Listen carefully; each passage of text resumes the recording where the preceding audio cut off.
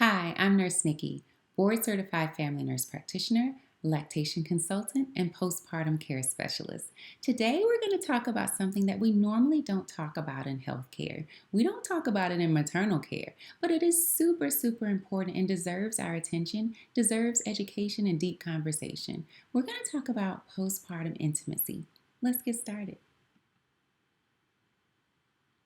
Let me set the scene for you. It's your 6-week checkup. Your OB or midwife says you look great, everything looks fine. I don't see why you can't resume exercise and sex. They start to walk out the door. Wait, I'm perplexed. How do you resume sex or any form of intimacy? I don't feel it. It's not there. You want to dive deeper into the conversation, but your provider looks pretty uncomfortable.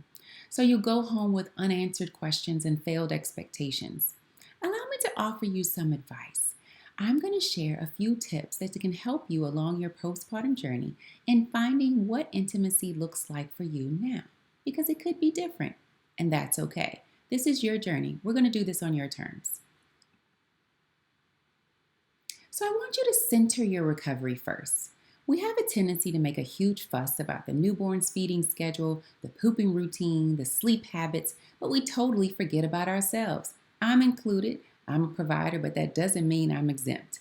Remember, babies are healthy, but parents are healing. You are the center of the universe.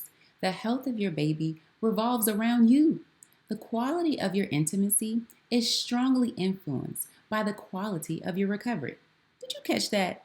The quality of your intimacy is strongly influenced by the quality of your recovery. The more you focus on healing, the better you can feel when being intimate, the more you can enjoy it. And that is what's most important. Here's the thing. You gotta be gentle with your mind and your body. There's absolutely no rush to jump into anything. Remember, we are centering your recovery. And guess what? Your pre-pregnancy every Tuesday night sex routine, that's irrelevant. It's not gonna happen. That routine is gone. Your body is different now. You have to establish a new routine, and most likely with different forms of touch and intimate experience. And that is okay. This is your journey. But here's the thing, and this is key. You absolutely have to communicate your feelings, not just to your partner, but to yourself. What hurts? What feels good? It's best to do this prior to being intimate. With personal touch, I want you to ask your body, what feels good? Don't you dare send anyone else on a wild goose chase if you haven't explored yourself. A home run isn't necessary. Baby steps. Try first base a few times. Then you can go to second base. Then one day you feel amazing, it's raining outside, the mood is right, you go to third base. But then the following week, you may not feel like you have the mental capacity to move forward, so you go back to first base. That's okay. You define what the bases are. This is your journey. So, come as you are, and if and when you want to. And I'm talking about orgasms. Remember, an orgasm is not necessary. We think it is, and society makes us feel like in order to be intimate, you have to have an orgasm, but that is not true. It is not a trophy. It's optional. Enjoyment is key. I want you to enjoy yourself. Let's say your breasts are your light switch, and they are now off limits. What other switches can you use? What other spots can improve your enjoyment? This is a great time to explore new forms of intimacy that, for whatever reason, were also off limits. Make it fun on your terms. Do it yourself. Self-intimacy is far more important and more valuable than shared intimacy. Touch your body. How does it feel? Make a mental note of tender and pleasure points. This is also helpful when you need to communicate this to your provider or a pelvic floor physical therapist. And I love pelvic floor physical therapists. They are worth their weight in gold.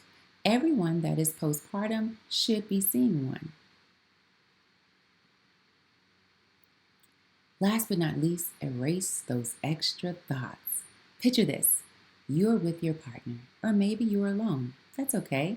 Your body is warm and you're ready for intimacy. It's ready for sensual touch. You want it. You've been thinking about it. Now picture a bubble forming above your head. And in that bubble, a thought. Did I feed the dog? Oh my gosh, did I print out that extra form for daycare?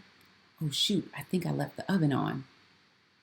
Intimacy that leads to enjoyment requires the attention of both the mind and the body, all right? Don't forget about all of those extra thoughts in your head. We have to erase them because I want you to be in it 100%. That's where full enjoyment comes from. Here are some resources to help you center your thoughts for intimate experiences. Rosy is a collection of erotic short stories. They go from one flame, which is mild, to three flames, which is fiery, and they're for all different types of relationships. Emjoy and Ferly feature guided meditation exercises that help you explore your body with physical touch. Remember to wear your headphones. Be well and enjoy yourself. Thank you so much for allowing me to tell you about these options. You are worthy of an intimate and enjoyable experience.